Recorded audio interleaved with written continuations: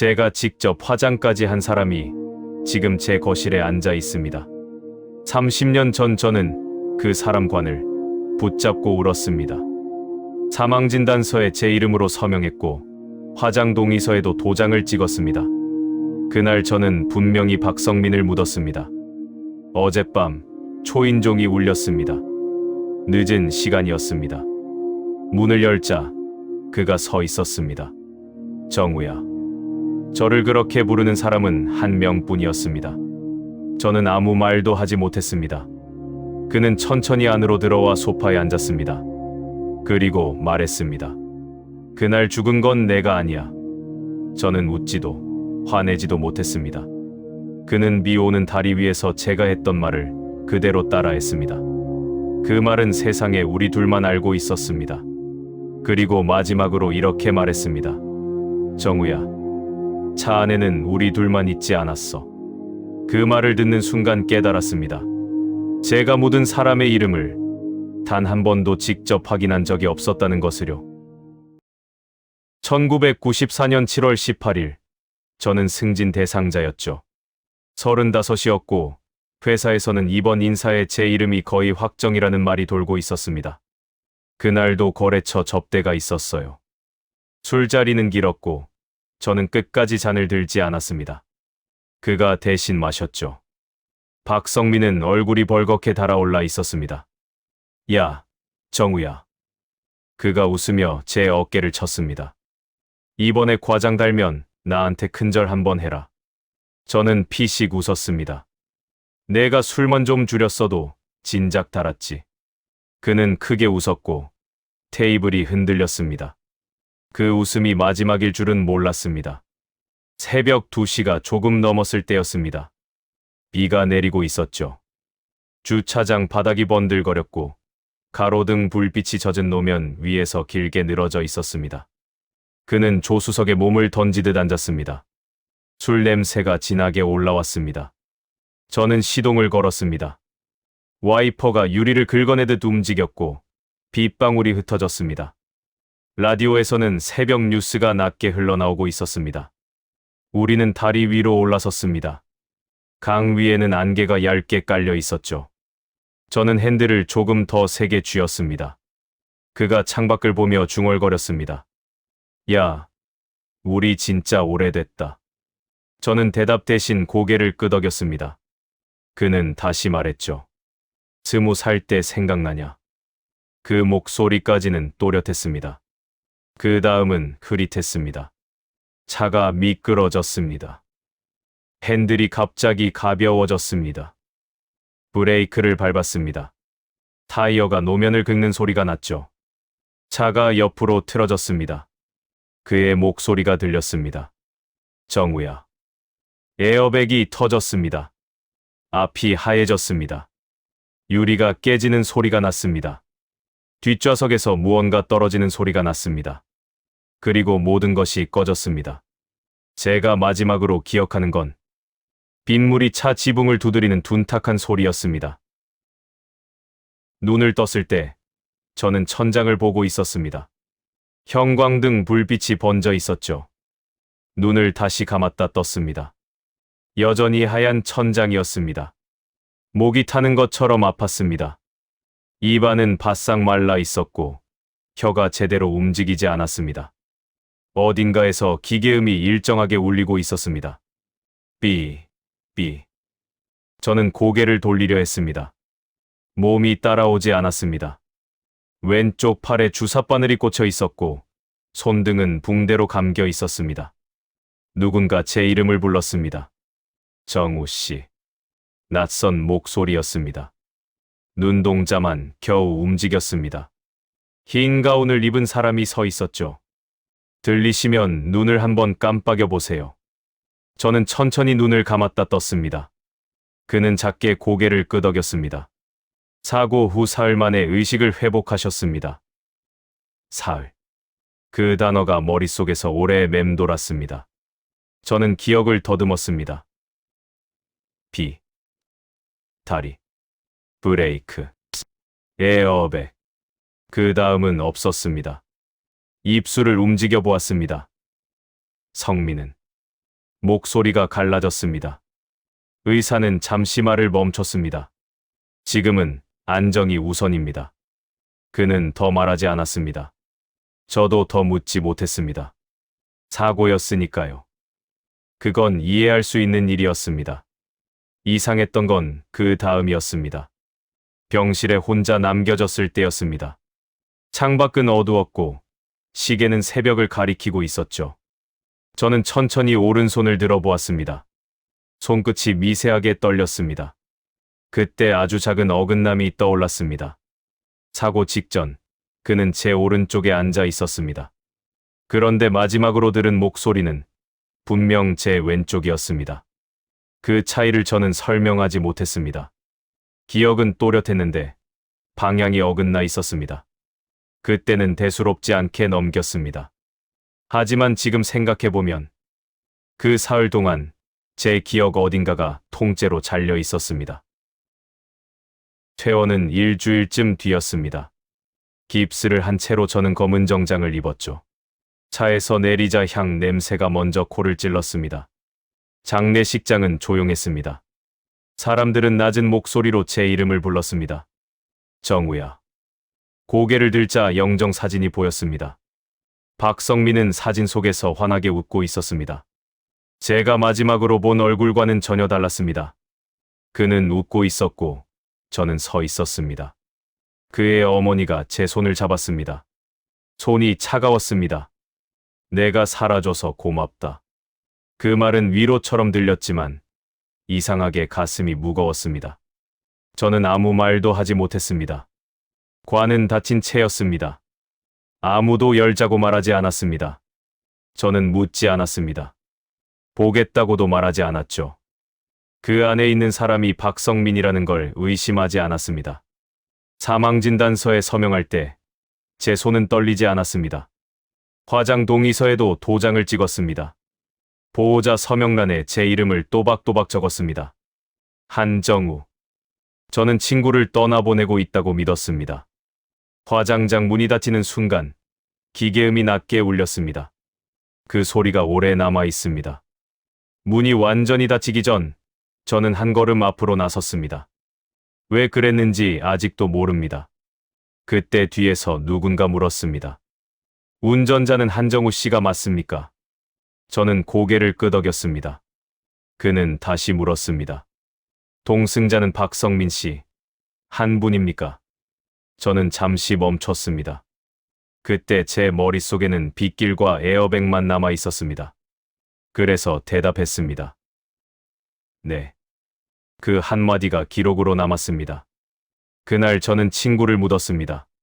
저는 단 한 번도 그 얼굴을 직접 확인하지 않았습니다. 그가 거실에 나타난 밤, 저는 거의 잠을 자지 못했습니다. 새벽이 되자 서랍을 열었습니다. 사고 관련 서류를 그동안 꺼내본 적이 없었습니다. 종이 봉투를 열자 먼지 냄새가 났습니다. 가장 위에는 사고 경위 요약본이 있었습니다. 시간은 2시 14분. 장소는 한강대교 북단 진입로. 운전자 한정우. 동승자 박성민. 그 아래 작은 글씨가 붙어 있었습니다. 중상 1명. 사망 1명. 저는 다음 장을 넘겼습니다. 응급실 도착 시간 2시 39분. 의식 상태 혼미. 그 다음 페이지에는 중환자실 입실 기록이 있었습니다. 3시 12분. 의식 없음. 저는 날짜를 다시 확인했습니다. 7월 18일이었습니다. 손가락을 내려가며 읽었습니다. 7월 21일 6시 15분.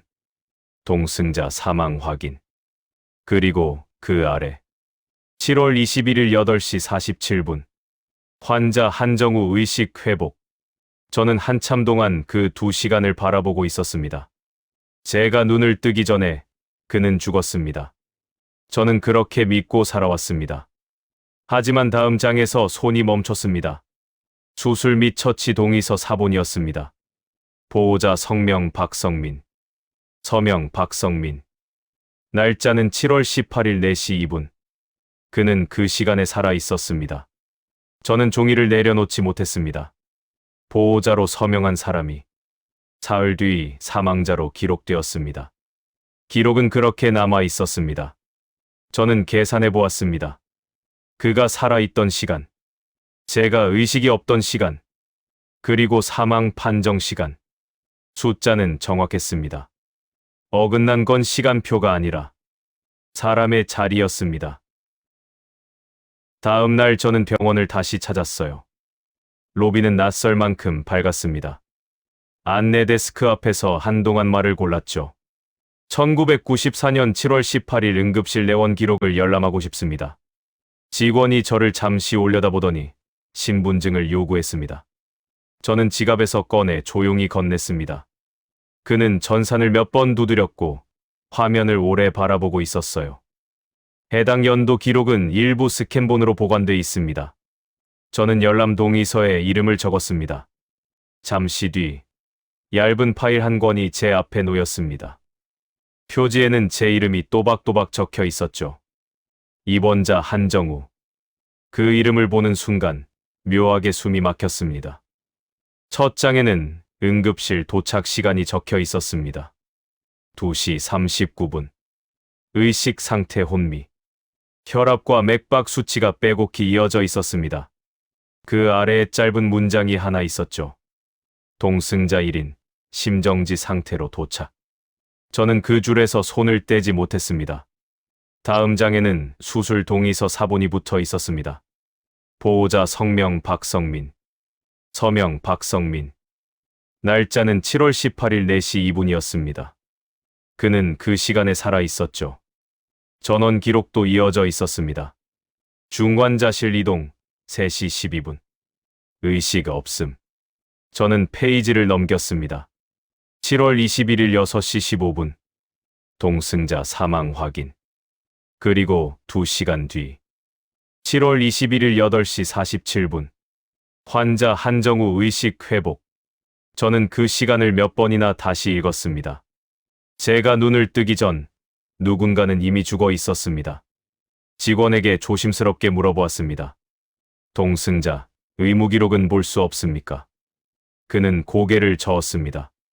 직계 가족이 아니면 열람이 어렵습니다. 저는 더 묻지 않았습니다. 대신 다시 동의서로 눈을 돌렸습니다. 보호자 성명 박성민.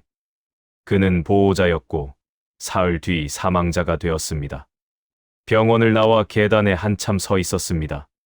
숫자는 틀리지 않았습니다만 이상한 건 따로 있었습니다. 이 모든 기록은 제가 한정우라는 전제 위에 서 있었습니다. 이틀 뒤 저는 경찰서를 찾았어요. 건물은 그대로였지만 안쪽 분위기는 낯설었습니다. 민원 창구 앞에서 잠시 서 있었습니다. 1994년 7월 18일 교통사고 조사 기록을 열람하고 싶습니다. 직원이 저를 올려다봤습니다. 당사자이십니까? 저는 고개를 끄덕였습니다. 신분증을 건넸고 그는 전산을 몇 번 두드렸죠. 잠시 뒤 복사된 서류 몇 장이 제 앞에 놓였습니다. 사고 조사 보고서. 발생 시각 2시 14분. 차량 단독 미끄러짐. 운전자 한정우. 동승자 박성민. 저는 다음 장을 넘겼습니다. 현장 사진이 붙어 있었습니다. 차는 가드레일을 비스듬히 들이받은 채 멈춰 있었죠. 운전석 쪽이 심하게 찌그러져 있었습니다. 조수석은 상대적으로 덜 손상돼 있었습니다. 그 아래에 구조대원 메모가 적혀 있었습니다. 운전자 의식 불명. 한 줄 아래. 조수석 탑승자 의식 있음. 저는 그 문장을 다시 읽었습니다. 의식 있음. 그는 살아 있었습니다. 그런데 다음 줄에서 손이 멈췄습니다. 후송 중 조수석 탑승자 상태 급변. 그 아래에는 짧게 적혀 있었습니다. 병원 도착 전 의식 소실. 저는 시간을 다시 계산했습니다. 2시 14분 사고. 2시 39분 응급실 도착. 병원 기록에는 4시 2분 보호자 서명이 남아 있었습니다. 그는 도착 전에 의식을 잃었다고 기록돼 있었습니다. 그렇다면 누가 서명한 걸까요? 저는 마지막 장을 넘겼습니다. 출동 경찰관 메모가 있었습니다. 운전자 외 1인 탑승 확인. 외 1인. 그 표현은 어딘가 단정적이지 않았습니다. 그날 장례식장에서 경찰은 저에게 물었습니다. 동승자는 박성민 씨 한 분입니까? 저는 네라고 대답했습니다. 그 대답이 기록으로 남았습니다. 저는 서류를 접었습니다. 숫자는 틀리지 않았습니다. 그런데 기록은 한 가지를 전제로 하고 있었습니다. 그날 차 안에 둘만 있었다는 전제였습니다. 그 전제가 처음으로 무너지고 있었습니다. 경찰서를 나와 차 안에 앉았습니다. 엔진은 켜지 않았습니다. 복사한 사진을 무릎 위에 펼쳐두었죠. 빗물이 마른 다리 위에서 차는 오른쪽으로 돌아가 있었습니다. 충격은 운전석 쪽에서 시작된 것처럼 보였습니다. 핸들 부분이 안쪽으로 깊게 밀려 들어가 있었습니다. 에어백은 운전석에서만 크게 터져 있었습니다. 조수석은 비교적 온전해 보였습니다. 저는 눈을 감았습니다. 그날 밤을 떠올려 보았습니다. 와이퍼 소리, 라디오 뉴스, 그가 웃으며 했던 말. 정우야. 그 목소리는 분명 제 오른쪽에서 들렸습니다. 저는 핸들을 잡고 있었습니다. 그는 옆에 앉아 있었습니다. 저는 그렇게 기억해왔습니다. 하지만 사진 속 파손 위치를 다시 보았습니다. 구조 기록에는 이렇게 적혀 있었습니다. 운전자 구조의 장시간 소요. 그 문장을 천천히 읽었습니다. 장시간. 그렇다면 먼저 빠져나온 사람은 누구였습니까? 다음 줄에는 이렇게 되어 있었습니다. 동승자 자력 이동 가능. 자력 이동. 그는 스스로 걸어 나왔다는 뜻이었습니다. 저는 머릿속으로 그 장면을 다시 돌려보았습니다. 차가 멈췄습니다. 유리가 깨졌습니다. 피 냄새가 났습니다. 그리고 누군가 문을 열고 밖으로 나갔습니다. 그 발소리가 들렸습니다. 그 방향이 왼쪽이었는지 오른쪽이었는지 기억이 흐려졌습니다. 그날 우리는 다리 진입 전에 잠깐 차를 세웠습니다. 그가 화장실에 다녀오겠다고 했습니다. 저는 운전석 문을 열고 내렸습니다. 그 다음 장면이 비어 있습니다. 저는 다시 운전석에 앉았습니까?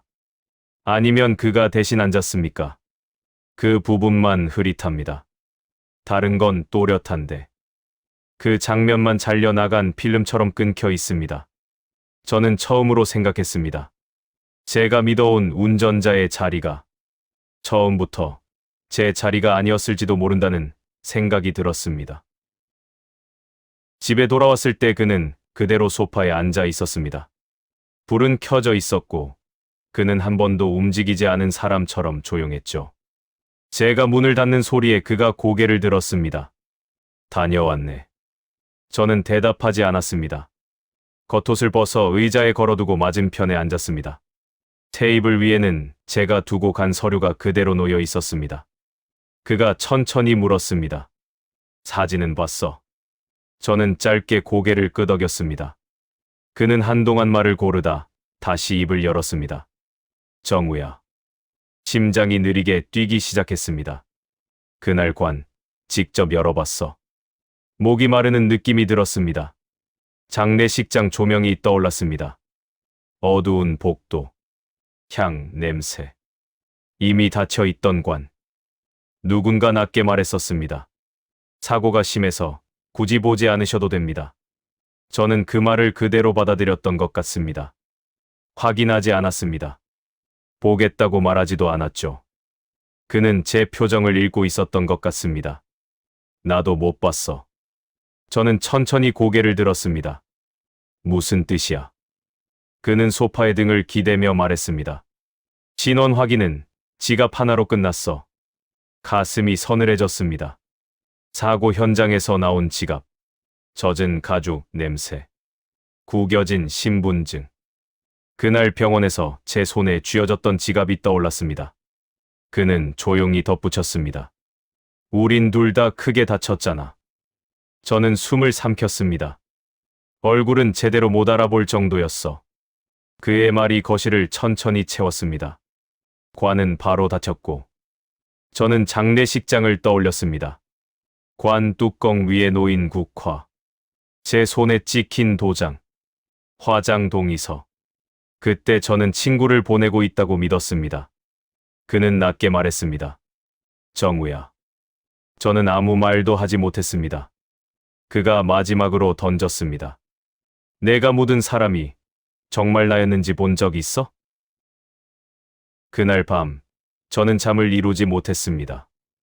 서랍 깊숙이 넣어두었던 봉투를 다시 꺼냈죠. 장례 관련 서류였습니다. 사망진단서 4본, 화장 동의서, 접힌 자국이 선명했습니다. 사망자 성명 박성민, 사인 교통사고. 신원 확인 방법란에 작은 글씨가 적혀 있었습니다. 소지품 확인. 저는 그 줄을 오래 바라봤습니다. 소지품. 얼굴 확인이 아니었습니다. 지문 대조도 아니었습니다. 그 아래에는 담당자 서명이 있었습니다. 그리고 보호자 서명. 한정우. 제 이름이었습니다. 저는 화장장 기록도 찾아보았습니다. 화장 일시. 1994년 7월 23일. 유해 인도자 한정우.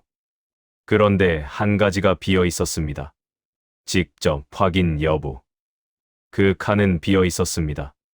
저는 의자에 등을 기댔습니다. 기억을 더듬어 보았습니다. 관은 이미 닫혀 있었습니다.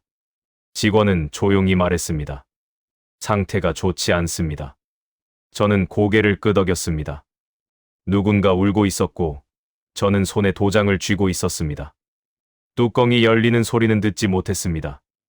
열어달라고 말한 기억도 없습니다. 그는 거실에서 했던 말을 다시 떠올리게 했습니다. 내가 묻은 사람이 정말 나였는지 본 적 있냐? 저는 다시 사망진단서를 보았습니다. 신원 확인자는 누구였을까요? 경찰관. 그리고 보호자. 그 보호자가 저였습니다. 저는 문득 한 가지가 떠올랐습니다. 사고 직후 병원에서 제 지갑을 건네받았던 순간이었습니다.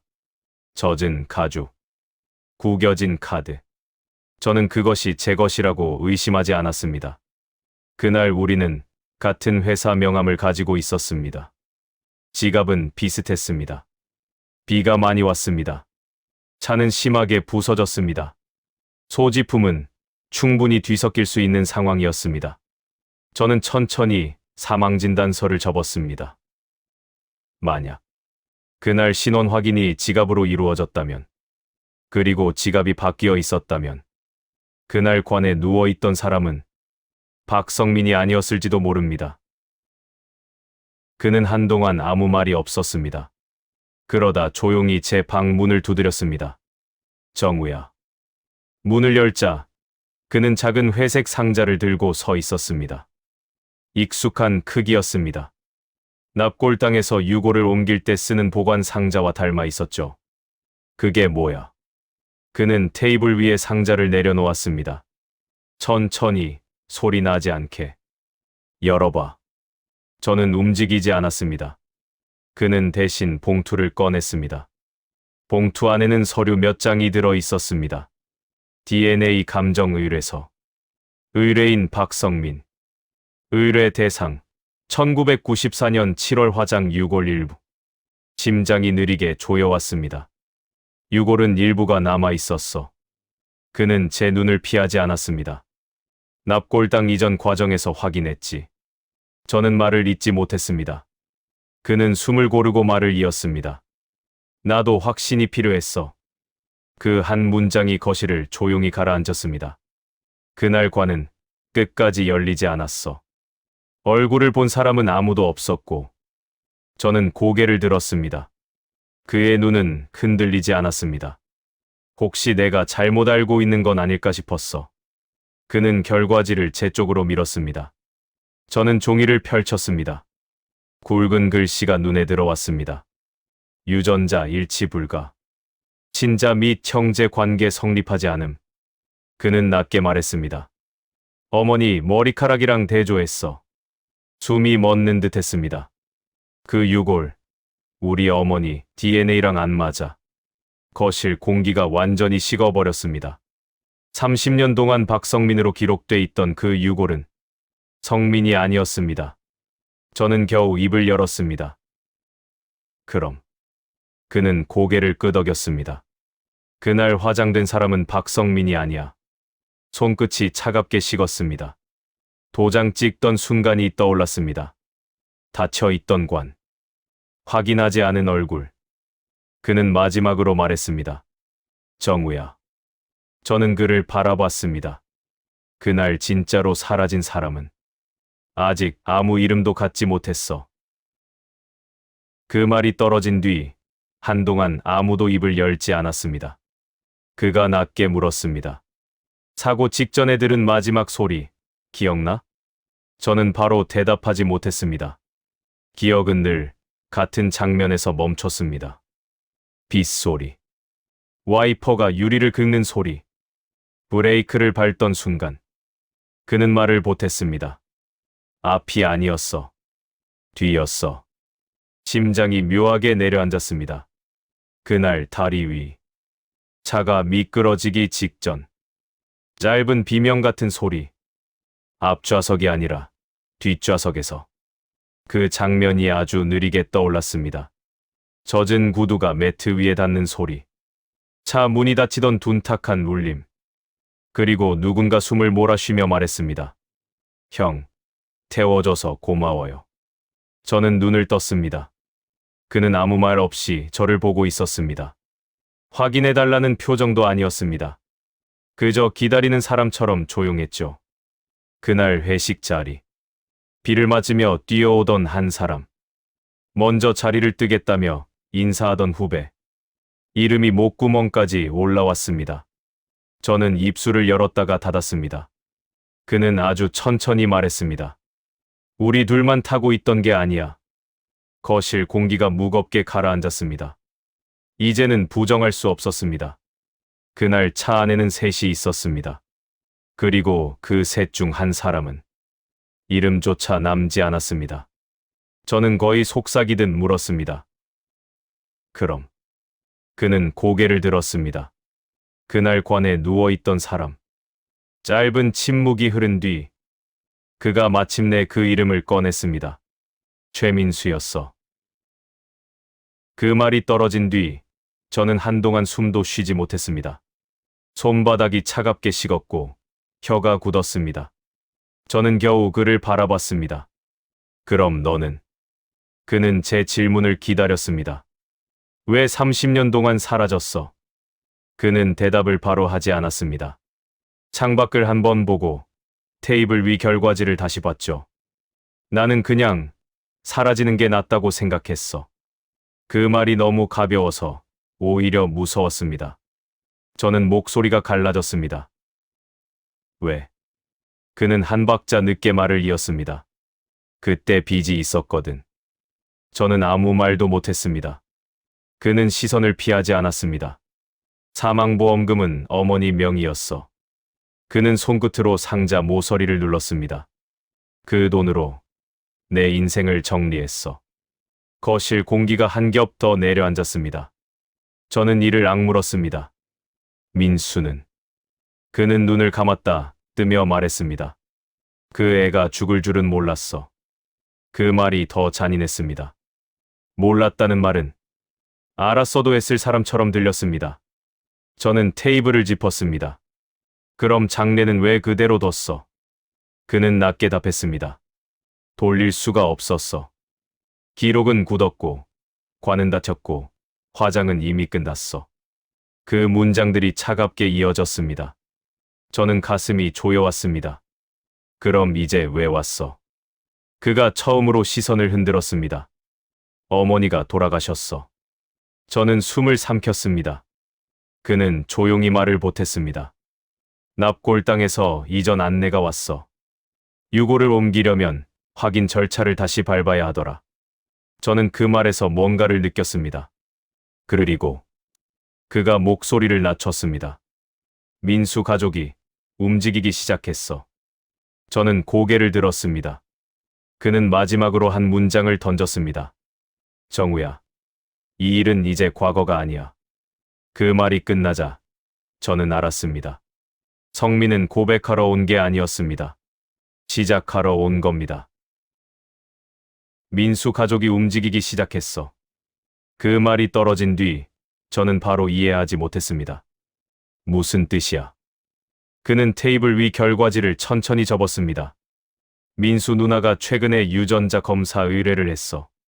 심장이 묘하게 빨라졌습니다. 왜? 그는 고개를 숙였다가 들었습니다. 실종자 재확인 신청. 저는 고개를 저었습니다. 민수는 사망 처리됐잖아. 그는 저를 똑바로 바라봤습니다.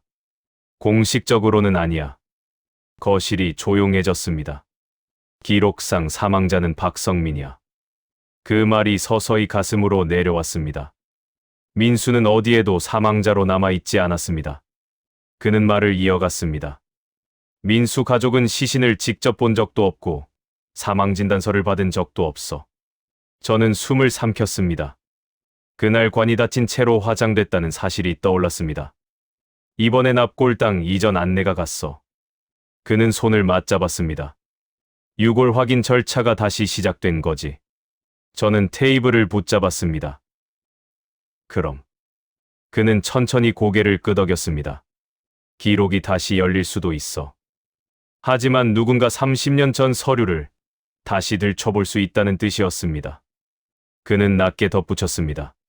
그날 차에 누가 타고 있었는지도 확인하려 할 거야. 심장이 천천히 내려앉았습니다. 사고. 뒷좌석. 비. 민수. 그 모든 장면이 다시 이어지기 시작했습니다. 그는 저를 바라봤습니다. 정우야. 저는 고개를 들었습니다. 이번엔 그냥 넘어가지 않을지도 몰라. 거실이 고요했습니다. 비는 내리지 않았습니다. 하지만 저는 다시 그날 다리 위에 서 있는 기분이었습니다. 그는 마지막으로 말했습니다. 이제 선택해야 해. 저는 조용히 물었습니다. 무슨 선택? 그는 잠시 멈췄다가 답했습니다. 우리가 먼저 말할지. 숨이 멎는 듯 했습니다. 그는 덧붙였습니다. 아니면 기록이 우리를 먼저 말하게 할지. 그가 떠난 뒤에도 저는 한동안 거실에 앉아 있었습니다. 불은 켜져 있었고 시계는 그대로 돌아가고 있었죠. 하지만 집 안의 공기는 완전히 달라져 있었습니다. 저는 사망진단서 사본을 다시 펼쳤습니다. 박성민. 그 이름 위에 찍힌 제 도장. 그 아래 보호자 한정우. 저는 그날 아무것도 의심하지 않았습니다. 확인하지 않았고 묻지도 않았습니다. 관은 닫혀 있었고 저는 그냥 고개를 끄덕였습니다. 민수의 얼굴이 떠올랐습니다. 회식 자리에서 수줍게 웃던 모습. 형, 오늘은 제가 살게요. 비를 맞으며 뛰어오던 그림자. 그날 뒷좌석 문을 열던 소리. 저는 두 손으로 얼굴을 감쌌습니다. 사고는 사고였을지도 모릅니다. 하지만 그 이후의 선택은 사고가 아니었습니다. 그는 사라졌고 저는 남았습니다. 그리고 민수는 아무 이름도 남기지 못했습니다. 휴대폰이 울렸습니다. 모르는 번호였습니다. 저는 한참을 바라보다가 받았습니다. 낮은 여성의 목소리가 들렸습니다. 한정우 씨 맞으시죠? 목이 마르는 느낌이 들었습니다. 네. 잠시 정적이 흘렀습니다. 저는 최민수 누나입니다. 심장이 크게 울렸습니다. 그녀는 담담하게 말했습니다. 제 동생 사고 관련해서 여쭤볼 게 있습니다. 저는 눈을 감았습니다. 그는 말했습니다. 우리가 먼저 말할지. 이제 선택은 제 것이었습니다.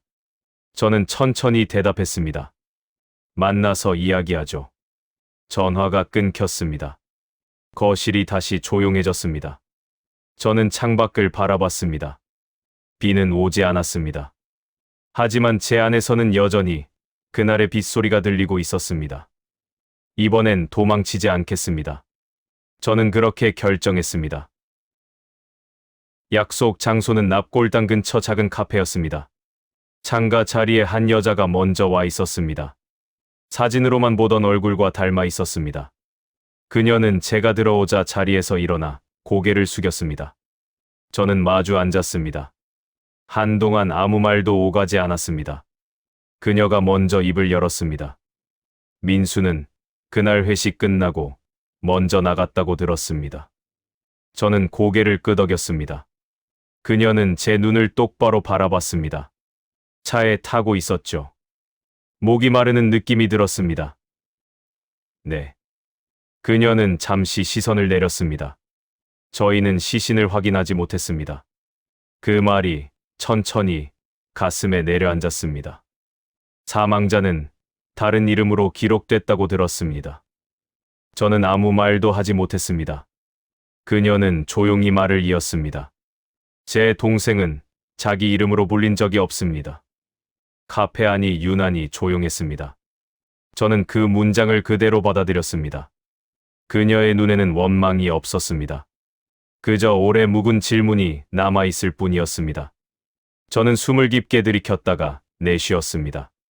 30년 전 다리 위의 빗소리가 다시 들리는 것 같았습니다. 그날 차 안에는 셋이 타고 있었습니다. 사고는 우연이었지만 그 이후는 제 선택이었습니다. 저는 천천히 입을 열었습니다. 그날 차에는 3명이 타고 있었습니다. 그녀의 눈이 미세하게 흔들렸습니다. 저는 말을 이어갔습니다. 사망자는 박성민이 아니었습니다. 짧은 침묵이 흘렀습니다. 저는 마지막으로 그 이름을 꺼냈습니다. 최민수 씨였습니다. 그녀는 눈을 감았습니다. 눈물이 떨어졌지만 소리는 없었습니다. 저는 고개를 숙였습니다. 늦었습니다. 죄송합니다. 그녀는 잠시 후 고개를 들었습니다. 그래도 이제는 제 동생 이름으로 기억할 수 있겠네요. 밖으로 나오자 하늘이 흐려 있었습니다. 비는 내리지 않았습니다. 하지만 저는 알고 있었습니다. 30년 동안 잘못 붙어 있던 이름이 이제야 제자리로 돌아갔다는 걸. 저는 처음으로 망설이지 않고 말했습니다. 한정우입니다. 그리고 아주 천천히 그 이름을 다시 불러보았습니다. 최민수.